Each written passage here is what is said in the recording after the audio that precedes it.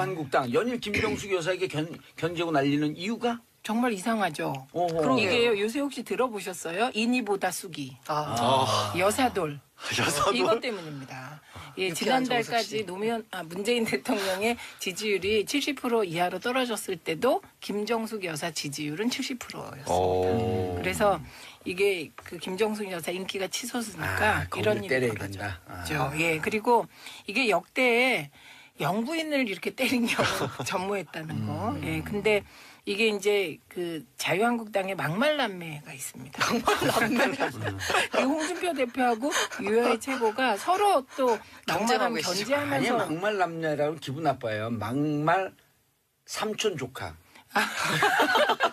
네, 그래갖고 이게 이제 계기는 뭐냐면 그 김정숙 여사님이 꽃감을 이제 쭉 만드는 감을 깎아서 말린 보기 사진. 좋던데. 예, 그게 참 보기 좋았습니까? 보기 좋으니까 견제가 들어온 겁니다. 그거 직접 한 거야 이렇게. 그렇죠. 예, 그러니까 할 수 없이 또 하나의 이제 사진을 공개했습니다. 직접 깎은 감 깎는 모습.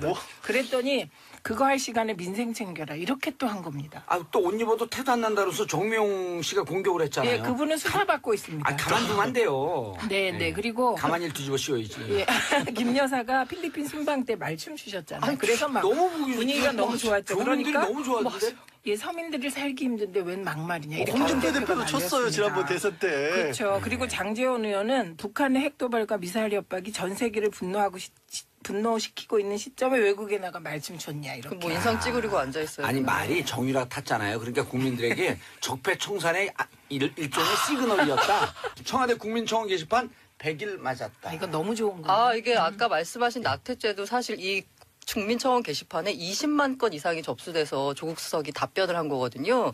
이게 취임 100일이던 지난 8월 18일에 문재인 대통령이 청와대 홈페이지 전면 개편을 지시했고 19일부터 국민소통광장 내 국민 페이지가 생성됐습니다. 하루에 여기 올라오는 청원이 몇 건인지 아세요? 한 500건 좀 되겠죠. 네. 쪽지 깨시네요. 500건 정도인데요. 이래갖고 이랬잖아요. 굳이 따지자면 이게 미국 백악관 홈페이지를 벤치마킹한 거예요. 맞아요. 그대로. 근데 그거보다도 오히려 더 자세하게 답변해주고 책임 있는 답변을 내주고 있는데요. 대통령 또 이 말씀까지 하셨잖아요. 20만 건이 안 되더라도 중요한 이슈에 대해서는 답변하도록 노력을 하거라. 세종대왕마마. 그래서 일각에선 이게 청와대 직원들의 복지와 안녕을 해치는 거다라는 이런. 청와대 직원들이 복지가 어디 있어요? 그냥 열심히 국민들을 위해 열사봉. 이런 우스갯소리가 나오는데 약간 힘들다는 의사를 피력하려고 했을 때 문재인 대통령께서 바로 그런 말씀을 하셔가지고 이제 그런 말도 못하고. 제 생각이 아니 청와대 직원들은 복지라고 그러면 복지부동 하는 줄 알아요? 그러니까 제가 최신문심. 네. 그래서 최근이 아니라 지금까지 20만 명 이상 추천을 받은 청원이 4건 있거든요. 예, 소년법 폐지. 네, 그렇습니다. 1번이죠. 그렇죠. 그다음에 조두순 출소 반대. 제일 많은 숫자가 조두순. 50만. 그게 50만이 넘었죠. 그다음에 말씀하신 낙태죄 폐지가 있고요. 최근에 가장 핫한 권역외상센터 추가 지원 청원. 권역외상센터 이국종 교수가 분통을 터뜨리는. 이렇게 4개가 있고요. 이것에 대해서는 아까 그런 우스갯소리도 있었지만 전반적으로는 긍정적인 평가가 많고요. 그러니까 직접 민주주의의 실험이고 전 정부에서 못했던 국민과의 소통을 원활하게 하는 하나의 수단이다라고 해서 최소한 청와대가 국민들 사이에서 뭐가 뜨거운 이슈가 되고 있고 뭐가 관심사인 거를 직접적으로 알 수 있다는 것만으로 저는 의미가 있는 것 같아요. 이게 어떤 사람들은 그런 얘기도 하더라고요. 야, 그 막 쓸데없는 거 많이 올라와가지고 막 치고받고 싸움이 나고 있더라. 좀 싸우기도 해야 돼요. 근데 맞아요. 그게 있어야 되는 거예요. 그게 있어야 되는데 이전에는 아예 그걸 막아버렸잖아요. 싸우려고 하면 종북이다고 그냥 이렇게 쳐버리고 왜 시끄러운지 그걸로 떠들어 그리고 댓글로 덮어버리고 그랬으니까 그동안 못했던 말들이 막 올라오는 거예요. 그러니까요. 제가 제일 싫어하는 말 중에 하나가 국론 분열이거든요. 국론이 좀 분열되면 어때요? 국론은 통일되는 건 독재 국가예요. 그렇죠. 아니 근데 국론이 분열됐다가 통일되는 과정이 민주주의적 자체죠. 그렇죠. 아니 민주주의는 이렇게 예를 들면 제일 좋아요. 피리 안에 바람은 충돌해요. 그래야지 아름다운 소리가 나는 거예요. 피리 바람이 한 방향으로 가잖아요. 그 아름다운 소리가 안 나요. 그 출처가 어딘가요? 저요. 바이 BJ. 그요 피리 바람이 한 군데로 가는 게 삑살이 난다고. 오늘 야동의 삑살이 날려. 야, 네, 오늘 좀 두 분 아주 멋진 예. 말들을 그냥 막 아니, 쏟아내서 그냥 심의 오늘- 규정에 좀 오늘 무죄. 그냥 최민희 의원님 작두 타셨어요. 그냥 아니, 계속 그러니까 타세요. 30년 케미. 어. 30년 좀 더 되지 않았나? 32년. 32년 케미. 자, 그런데 그래서 이거 반대하는 분들한테 이렇게 물어보면 돼요. 네. 그럼 우리 국민들이 정말 지역에 있는 국민들이 정책으로 뭔가 좀 제안하려면 어디다 얘기해요? 그럼 구의원이 누군지도 모르죠? 그렇죠. 지의원이 누군지도 모르죠? 그럼 국회의원 전화하면 안 되죠? 그럼 어디다 얘기하죠? 국회의원이 선거 전엔 전화를 잘 받는데. 그렇죠. 선거 와중에만 받아요. 아니 그리고 최민희 사실 의원 같은 경우는 항상 받고. 응. 예. 이거 전에 애니타임. 신문고라는 아, 그거 있었죠. 왔어요. 예. 근데 있는데 그 약간 유명무실한 게 아무리 올려도 반응이 답변이 없어요. 없어요. 아, 그건 반응이 있어요. 국민권익위 신문고가 있었고 올리면 해당 부처로 돌려줘요. 맞아요. 그게 그래서 해당 부처에서는 잠깐만 기다리세요. 어. 해당 부처로 돌려드릴게요. 돌려주고 해당 부처에서는 뭐 어쩌고 저쩌고 해서 그건 우리가 답변할 사안이 아닙니다. 근데 검토 중에 문제는 있습니다거나. 대부분의 신문고에 왜 올리냐면 해당 부처에 얘기를 해도 안 맞아요. 나가니까 맞아요. 신문고에 맞아요. 올리거든요. 그게 이제 무한 반복이었어요. 축구 용어에서 축구는 이렇게 주고받고 패스해야지 그게 민주적인 축구거든요. 근데 어떤 사람이 이기적인 사람은 계속 혼자 몰고 가요. 아, 그걸 혼자 단독 몰고 가. 단독 드리블이라고 드리블 하는데 하잖아요. 잘 하지도 못하면서 하다가 뺏길 때쯤 되면 패스하고 뺏겨요. 그래갖고 그런 사람들한테 뭐라 그러는 줄 알아요? 쟤한테 패스하면 20년이 가도 돌아오지가 않는다고. 아. 단독 플레이하는 사람한테. 아. 그리고 그래서 우리나라 진다고? 그 전에 신문고가 한 번 질문하면 20년이 지나도 답변이 안 오는 거야. 그러니까 이렇게 답변을 하고 이게 참여민주주의 예, 그럼요. 실현이죠. 그리고 촛불정신 구현이고요. 그리고 국회도요, 이렇게 청와대가 이런 걸 해갖고 정책적으로 반영하려고 하면 국회도 더 긴장해요.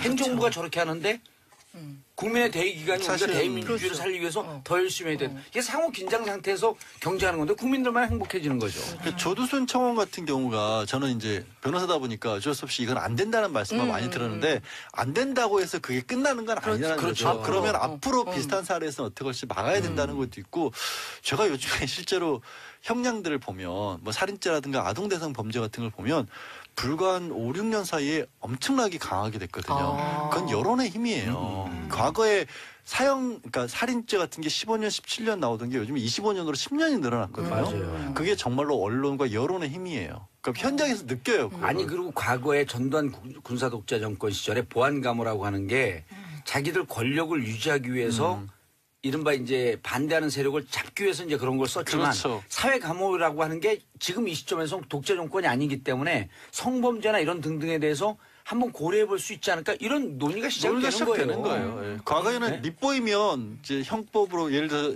징역 10년 해놓고 보기 싫어 그러면 앞으로 보안 치료가 더 필요해서 10년 더 가도 이렇게 보안감호하면 됐었거든요. 10년 더 가둬놓는 거거든. 그게 총선교도소. 그래서 없앴는데 네. 이제는 아니다. 이젠 그런 시대는 지났으니까 말씀하신 것처럼 치료 용도를 위해서라도 이 사람을 더 그렇죠. 살펴볼 필요가 있다. 물론 강제 수용이 아닌 뭐 치료가 더 병행이 아니, 그리고 돼야겠죠. 조두순 문제도 2020년 출소하잖아요. 네. 출소하는데 지금 사회 감호 제도나 이런 게 도입이 논의가 되었고 만약 통과가 되면 그런 법에 대해서는 소급 적용에 대해서 또 사회적으로 논의를 해볼 필요가 있는 거예요. 조두순 나오는 게 너무나 불안한 사람이 있잖아요. 그렇죠. 지금 신원 공개도 안 돼 있고 전자발찌만으로는 불안하다고 하고 하니까. 예. 시문자님 신문고 신호위반 속도 위반에 대한 반응은 칼같이 아, 우리 시문자님 같은 분 때문에 우리가 살아요. 이렇게 또 아주 깨알 같은 이 디테일이 좋아야 돼. 예. 자 다음 뉴스. 네, 제가 준비했습니다. 이거 제 전문이라서요. 예. 이게 근데 혹시 왜 목소리가 그렇게 네. 손해 보셨어요? 아니요. 아니 한번 있어 보이느라 쫙 깔았는데 왜 깔았어요. 그러세요? 아, 네. 아우. 혹시 전문가니까. 예, 그 가수 박정훈 씨 혹시 아, 아세요? 다시요. 모르시는 분들. 아니 다 알죠. 알죠. 이거 알죠. 오늘 여기는 다 같은 알죠. 거예요. 오늘 같은 밤. 그거 할까봐 제가 가만히 있었는데 고 기자님. 이 노래를 히트 가수인데요. 90년대 예. 히트 가수. 이분이 최근에 실시간 실검, 검색 순위 계속 1위에 올랐습니다. 일위예요. 예. 이분이 왜냐? 그러면 그 2천억 원대 가상화폐 사기 사건에 연루된 것으로 지금 검찰 출국 수사 금지. 중인데요. 얼굴 마담이 금지됐어요. 됐었던 거죠? 그 사건이 어떻게 된 거예요? 이게 정확히 말하자면 이분이 직접 사기를 친 건 아니고요. 박모 회장이란 분이 이 사기를 쳤는데 그 박모 회장의 사기에 아주 깊숙이 관여된 걸로 이 박정훈 씨가 보이고요.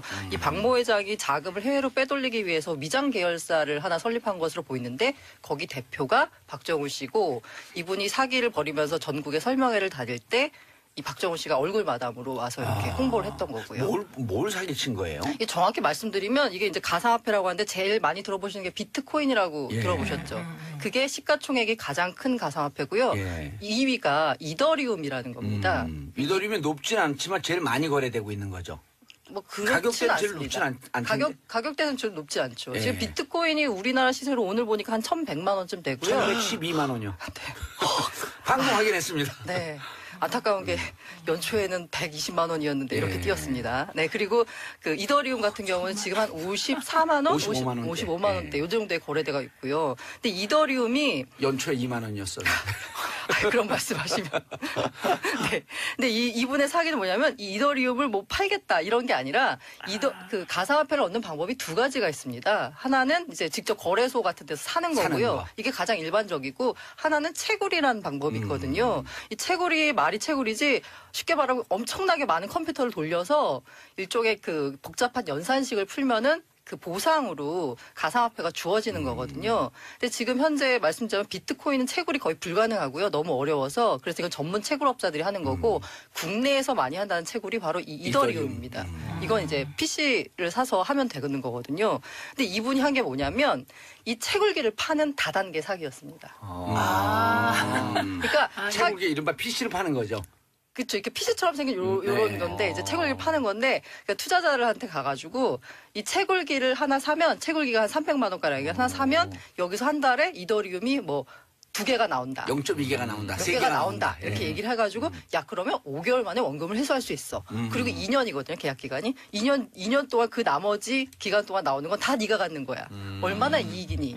라고 이제 다단계 사기를 해서 파는 건데요. 사실 말씀드리자면 저도 지난 5월 말에 잠깐만 요 문제가 된 업체에 있는 분이 저한테 이제 이 만났어요? 이더리움 채굴기를 팔려고 하는 분을 만나봤어요. 왜냐 이더리움 가상화폐에 대해서 기사를 대한민국 제일 많이 쓴 기자거든.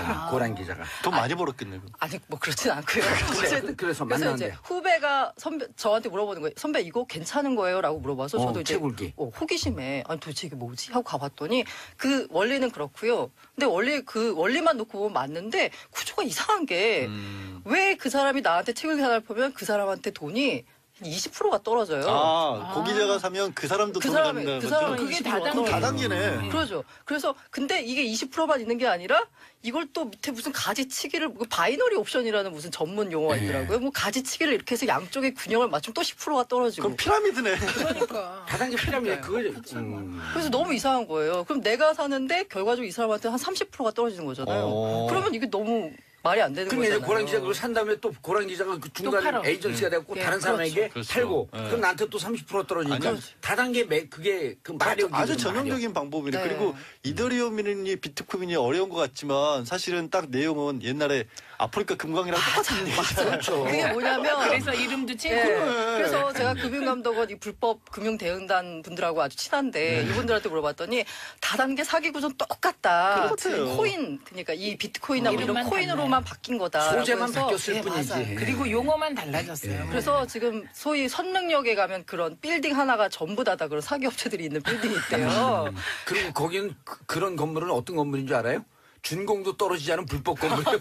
그래갖고 다달이 임대료 내는데 보증금도 없이 그래서 지난번에 한 5천억 정도 규모의 이제 돈을 끌었대요. 나는 게 업자를 하나 잡았는데요. 금감원분이 잡고 봐서 주범을 무슨 개발자라 그래서 잡고 봤더니 사기 17범이었더라. 제가 볼 때는요, 공정을 얻을 수가 없어요. 왜냐하면 최근에 MB가 청와대에서 어쨌든 박근혜를 당선시키기 위해서 이제 몰락했다는 문서가 발견되고 이제 증언들이 생기는 거 아닙니까? 이렇게 되면요, 뭐가 또 수사가 남아있냐면, MB와 박근혜의 2시간 선거 전 비밀회담의 문제가 또 이 수사 대상에 오른단 말이에요. 그러면 박근혜 같은 경우는 저는 제가 왜 이렇게 사악한지 모르겠어요. 이미 자포자기 됐을 거다. 내가 재판을 받든 안 받든 좆됐어 내 인생은. 이미 끝났어.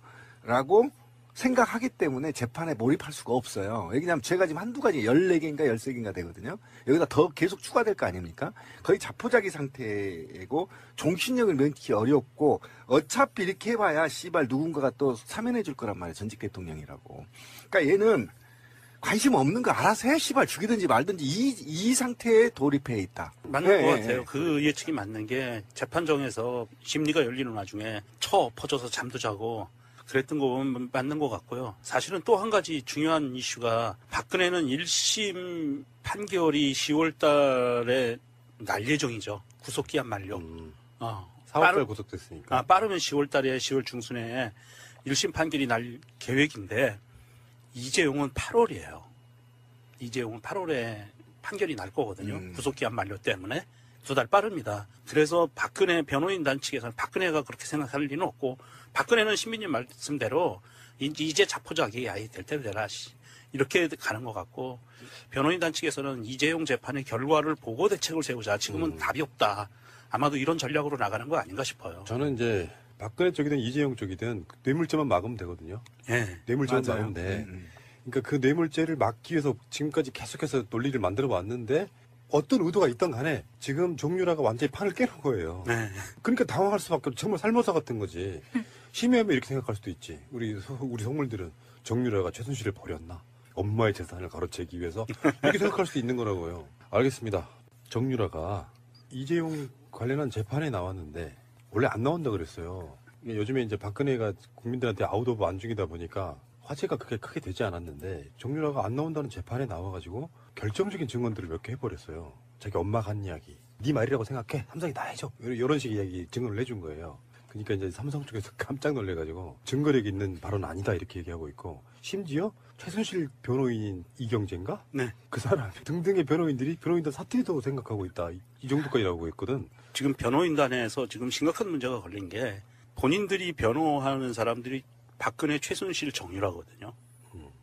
그런데 정유라가 나와서 이렇게 폭탄성 증언을 마구 쏟아내는 바람에 변호인들의 지금 그 자리가 문제가 되기 시작했어요. 무슨 말씀이냐면 변호인들은 의뢰인에 대해서 성실히 그 조력을 해야 되거든요. 누구 편을 들 것이냐. 변호인들이. 최순실 재판에서는 최순실 편을 들어야 되고 정유라 재판에서는 정유라 편을 들어야 되는 딜레마가 생긴 거예요. 자, 그러면은 가설을 하나 세워볼게요. 정유라는 왜 그런 증언을 했을까를 생각해 보는데 정유라가 그냥 자발적으로 나 나갈게 하고 나온 건 아닌 것 같고 특검이 굉장히 설득을 많이 했다라는 소리가 들리죠. 그러니까 이를테면 정말 단순한 아이에게 이 사건에 대한 설명을 하면서 진짜 있는 그대로 증언해줘야 돼라고 정유라를 설득해서 정유라가 그래요 그럼 제가 증언할게요 하고 나온 것 같다. 이게 제가 세운 가설이에요. 보충을 좀 해드려야 될 게 정유라는 증언을 하려고 했어요, 원래. 그런데 변호인단이 막았어요. 변호인단이 증언을 못하게 계속 막고 그 전날이죠. 재판이 있기 전날 변호인단이 불출석 사유서를 제출했어요. 정유라가 제출한 게 아니에요. 변호인단이 제출을 하고 정유라의 출석을 막고 있었던 상황인데 정유라를 마지막으로 변호인단이 특검에서 정유라와 통화 시도를 합니다. 당일날 아침에. 새벽에 통화 시도를 하는데 거기에서 정유라가 가겠다. 자발적으로 가겠다라고 이야기를 했고요. 정유라가 증인으로 출석을 자발적으로 할 건데 교통편을 제공해달라고 해서 검찰에서는 승합차를 보냈죠. 아침 일찍. 정유라 집 앞으로 보내서 정유라를 태웠는데 검찰 입장에서는 그다음부터는 증인 보호 조치를 들어가게 돼요. 증인이 외부의 압력으로부터 협박이나 하든지 회유를 받지 않도록 하기 위해서 증인의 신분을 안정적으로 보장해주기 위해서 증인 보호 조치를 들어갔던 거예요. 일단 정유라가 고민을 좀 한 것 같고요. 네. 정말 인간적으로 담백하게 설득을 한 것 같아요. 그러니까 정유라가 재판 당일날 아침에 특검에 전화해가지고 나갈게요 한 거거든요. 최순실 쪽에서 정유라 입국을 막았던 게 바로 결정적인 이유가 저는 이런 거라고 일단 보는데 네. 인간적으로 설득하니까 이런 것도 있거든요. 정유라는 불구속 상태지만 정유라도 지금 재판을 받는 피고인이잖아요. 피고인 입장에서는 수사에 협조하게 되면 폴리바게닝 같은 게 좀 있을 수 있는 거잖아. 그럼요. 양형의 창작이 네. 되죠. 예. 그러니까 그런 측면에서 자기 실리를 추구한 게 아닌가라는 생각도 해보고. 예, 맞아요. 좀 이게 좀 넓게 봐야 되는데 요즘 언론들이나 우리 쪽이 프레임에 말린 것 같아요. 저는 이 기획이다. 일단 이걸 먼저 던져놓고요. 기획인데 사실은 지금 만약에요. 정권이 안철수가 잡았던 홍준표가 잡았다면 이 문제는 아마 조용히 가볍게 끝났을 문제일 겁니다. 그런데 지금 우리가 좀 넓게 봐야 되는 게 뭐냐면 지금 변호인단들 원래 재판은 저도 좀 많이 받아봤지만 이게 있어요. 그러니까 어느 선까지 형량을 받을 거냐라고 이게 어쨌든 법률공학적으로 나와요, 계산이. 근데 지금 박근혜하고 최순실은 종신형을 면치 못해요. 제가 볼 때는 그래요. 그런데 이재용이까지 대기업 회장들까지 말아 늘 거냐의 문제가 걸려 있는 겁니다. 그래서 지금까지 정유라가 나오기 전까지는 우리 방송에서 그런 얘기를 한번 한 적이 있는데 가볍게 무죄될 가능성이 굉장히 높았어요, 이재용이. 그러니까 그런데 국민적 정서는 뭐냐면 검찰 입장에서 한번 봅시다. 검찰 입장에서 정유라나 장시호까지 다 가족을 다 몰아넣어버려. 이게 국민 정서에 맞는 거냐? 안 맞아요. 일단 이게 첫 번째가 있는 것이고요. 그 다음에 변호인단 측에서는 누구 말을 듣겠어요? 정유라나 장시호 변호인단이 이재용한테 자유롭겠어요? 그러면 어떻게 돼 있냐면 이왕 이렇게 되는 거 대통령 당신이 다 책임지고 살아라. 이 될 가능성이 굉장히 높다고요. 그러면 남는 게 뭐가 있냐면 대기업 총수들하고 수사가 남아있죠. 이재용 건이 남아있죠. 그 다음에 두 번째 남아있는 게 최순실과 박근혜가 공동 관리해온 수십조의 돈가 남아있단 말이에요. 그죠? 이 두 개가 남았어요. 대기업들 구속을 어느 선까지 갈 거냐. 그런데 이재용 검찰 입장에서 보면 이재용을 구속을 안 시킬 수가 없어요. 왜 그러냐면 국민연금을 너무 손에 입혔거든요. 그리고 국민연금 당사자들이 지금 실형을 받고 있기 때문에 이것과 관련해서는 사실상 어떤 부분에 책임을 져야 되는데 뇌물공여죄를 빠져나가려고 굉장히 몸부림을 치고 있는데 쓱 나와가지고 말 교환한 거 알았어요, 이재용이. 이렇게 얘기를 해버리는 거예요. 네. 그러면 정유라는 왜라는 질문이 나와. 왜 씨발 같은 배 타놓고 왜 지금 배신하지라는 거 나오잖아요. 여기에서 아까 우리 권 PD가 얘기한 대로 그럼 정유라는 왜 애라는 질문이 왜 갑자기 새벽에 전화해서 검찰한테 나 나갈게 이렇게 얘기했겠냐 이거예요. 그럼 여기에서 끈질긴 인간적인 설득설이 있을 거고 저는 기획설을 얘기한다면 이 기획설이라는 겁니다. 뭐냐면 장시호하고 최순실과 장시호가 굉장히 머리가 좋은 여자예요. 제가 오래 길바닥에 있다 보니까 눈빛 보면 알거든요. 이 장시호가 얼마나 무서운 여자냐면요. 국회의원 갖고 놀잖아요. 청문회 저 나가봤다 굉장히 쫄아요. 저 같은 놈도. 그런데 보고 싶었죠? 보고 싶었습니다. 출소하고 나서 뭐라고 했죠? 친구들과 여행 가고 싶어요 라고 하잖아요. 굉장히 있잖아요. 장난 아닌 여자거든요. 그러면 최순실이 장시호가 박근혜가 장시호를 못 믿었다고 한다면 이 남은 돈 한 가지 이제 돈을 누가 관리할 거냐 이후에 박정희 3세대들 중에 그럼 박지만한테 줄 거냐? 아닌 거잖아. 네. 그러면 지금 이 키를 최순실이 갖고 있단 말이에요. 돈의 키를. 우리가 흔히 말하는 인증카드 최순실이 갖고 있는데 이거 정유라한테 넘겨야 되는 거 아닙니까? 그죠? 그러면 이 정유라가 이것이 천방지축이라는 성격 때문에 관리를 못하니까 장시호의 컨트롤을 받아야 되거든. 그래서 교묘하게 장시호와 정유라를 무죄 판결을 내리려고 하는 전반적인 프레임이 작동되고 있다라니까 이 기획이. 그렇다고 치면 저는 검찰도 못 믿겠다는 거예요. 지금 이 얘기를 하는 거예요. 검찰이 수사를 조각하고 있다는 느낌을 받고 있어요. 장시호가 정유라가 굉장히 수사에 협조해서 최순실과 박근혜를 굉장히 무거운 죄를 물었고 그 다음에 이재용을 구속시킨 데 지대한 역할을 했기 때문에 홀리베아겐 이렇게 얘기가 나온다면 그러면 국민적 정서가 뭐 엄마도 구속되어 있으니 이 정도면 뭐 딸까지 구속시킬 필요가 있어? 이 분위기가 만들어진다면 최순실과 박근혜는 입술에 미소를 띠면서 이 돈을 지킬 수 있다란 말이에요.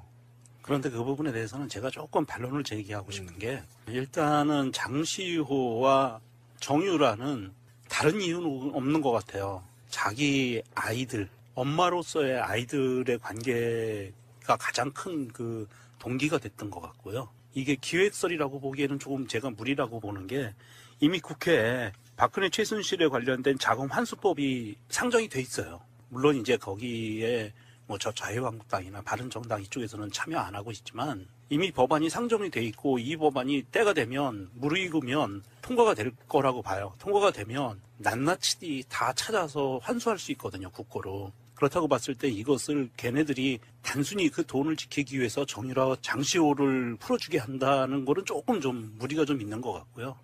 제가 보기에는 이 정유라하고 장시호는 어디로 튈지 모르는 럭비공 같은 그런 처음에 그런 예측들을 하고 정유라가 살 길은 장시호의 길을 뒤따라가는 것밖에 없다라고 예전에 방송에서 한번 얘기를 했었는데 아마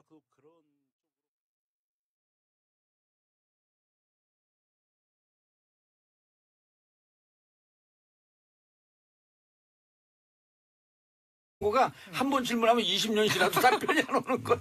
그러니까 이렇게 답변을 하고 이게 참여민주주의 예, 그럼요. 실현이죠. 그리고 촛불정신 구현이고요. 그리고 국회도요. 이렇게 청와대가 이런 걸 해갖고 정책적으로 반영하려고 하면 국회도 더 긴장해요. 행정부가 저렇게 하는데 국민의 대의기관이 우리가 사실은 대의민주주의를 그렇죠. 살리기 위해서 더 열심히 해야 돼. 이게 상호 긴장 상태에서 경제하는 건데 국민들만 행복해지는 거죠.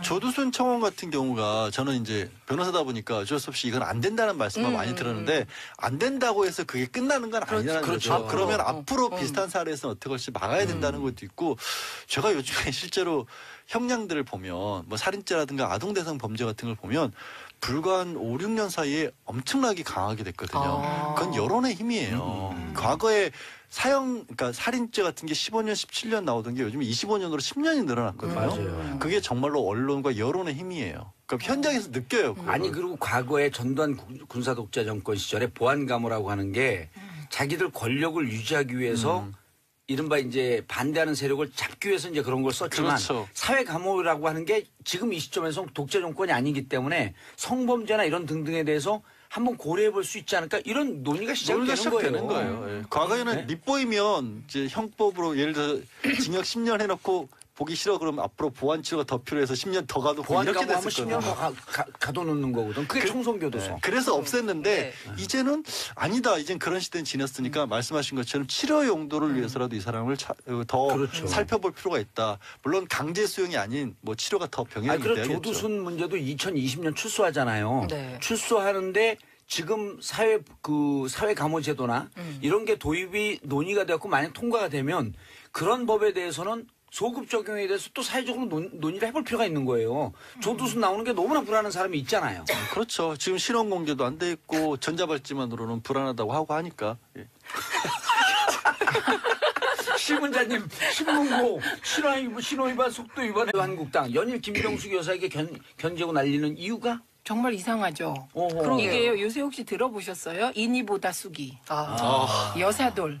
여사도 이것 때문입니다. 예, 유쾌한 지난달까지 문재인 대통령의 지지율이 70% 이하로 떨어졌을 때도 김정숙 여사 지지율은 70%였습니다. 그래서 이게 그 김정숙 여사 인기가 치솟으니까 이런 일이 때려야 벌어졌죠. 된다. 예, 그리고 이게 역대에 영부인을 이렇게 때린 경우 전무했다는 거. 예, 근데 이게 이제 그 자유한국당의 막말남매가 있습니다. 홍준표 대표하고 유여의 최고가 서로 또 막말하면 아니 견제하면서 막말 남녀라고 기분 나빠요. 막말 삼촌 조카. 네, 그래갖고 스피디하게.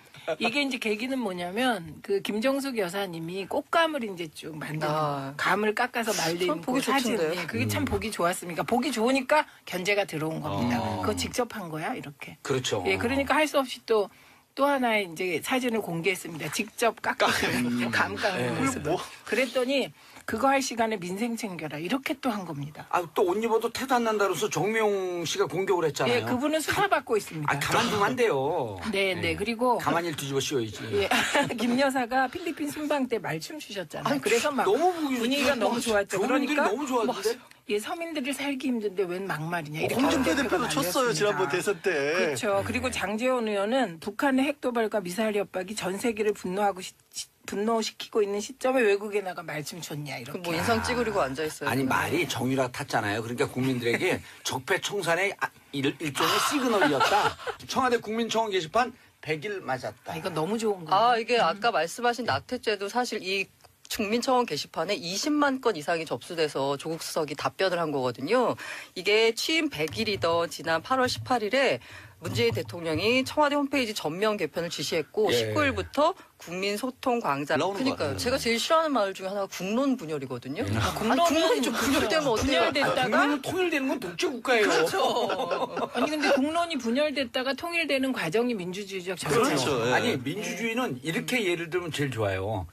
필이 안에 바람은 충돌해요. 그래야지 아름다운 소리가 나는 거예요. 필이 바람이 한 방향으로 가잖아요. 그 아름다운 소리가 안 나요. 그 출처가 어딘가요? 저요. 바이 BJ. 그요 피리 바람이 한 군데로 가는 게 삑살이 난다고. 오늘 야동의 픽살이 난리야. 야, 오늘 두 분 아주 멋진 말들을 그냥 막 아니, 쏟아내서 오늘 아니, 심의 오늘- 규정에 좀 오늘 문제가 그냥 최민희 의원님 작두 타셨어요. 그냥 아니, 계속 그 타세요. 30년 케미. 어. 30년 좀 더 되지 않았나? 32년. 32년 케미.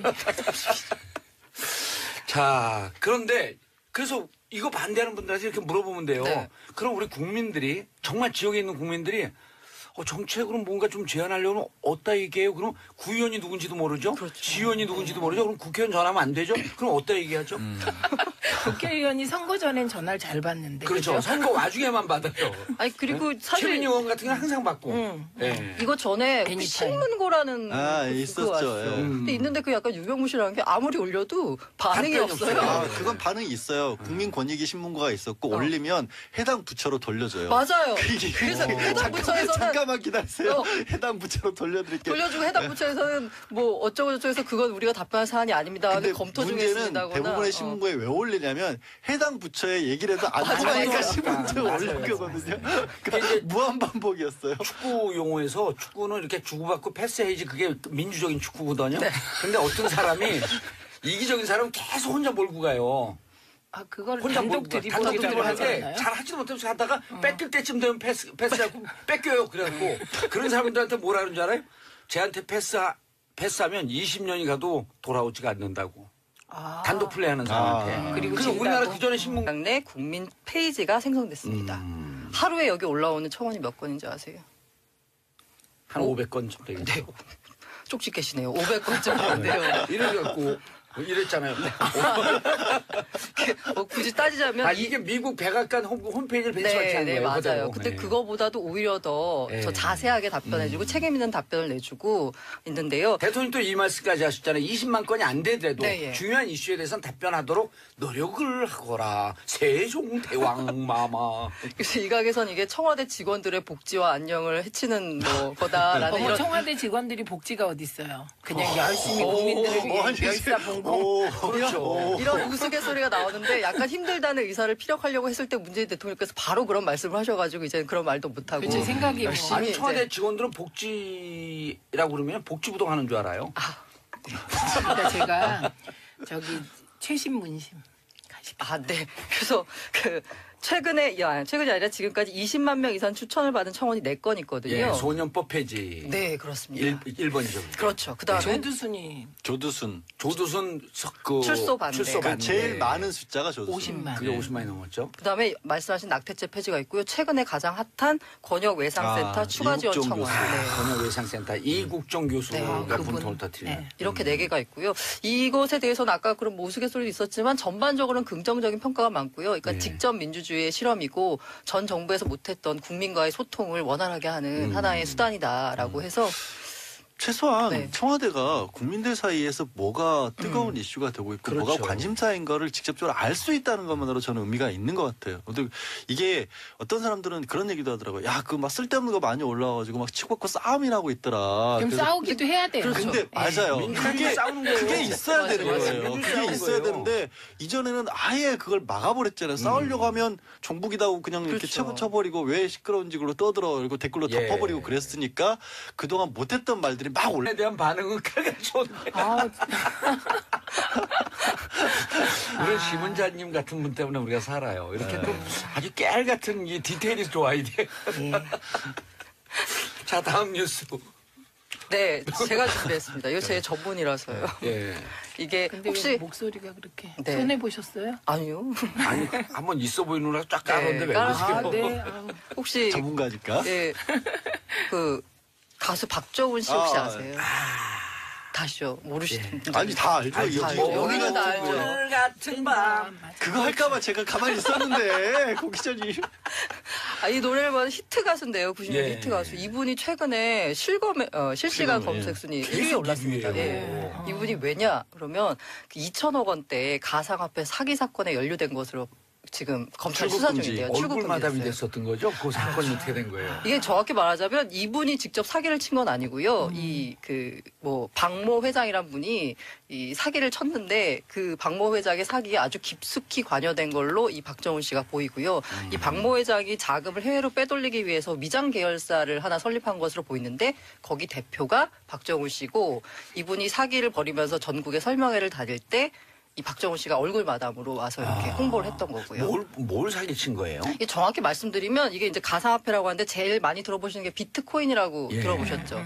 그게 시가총액이 가장 큰 가상화폐고요. 예. 2위가 이더리움이라는 겁니다. 이더리움이 높진 않지만 제일 많이 거래되고 있는 거죠. 뭐 그렇진 가격대는 제일 않습니다. 높진 않던데? 가격대는 좀 높지 않죠. 예. 지금 비트코인이 우리나라 시세로 오늘 보니까 한 1,100만 원쯤 되고요. 1,112만 원이요. 방금 확인했습니다. 네. 안타까운 게 연초에는 120만 원이었는데 이렇게 예. 뛰었습니다. 네. 그리고 그 이더리움 같은 경우는 지금 한 54만 원? 55만 원대. 55만 원대. 예. 요 정도의 거래대가 있고요. 근데 이더리움이 연초에 2만 원이었어요.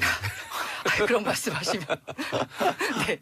근데 이분의 사기는 뭐냐면 이 이더리움을 뭐 팔겠다 이런 게 아니라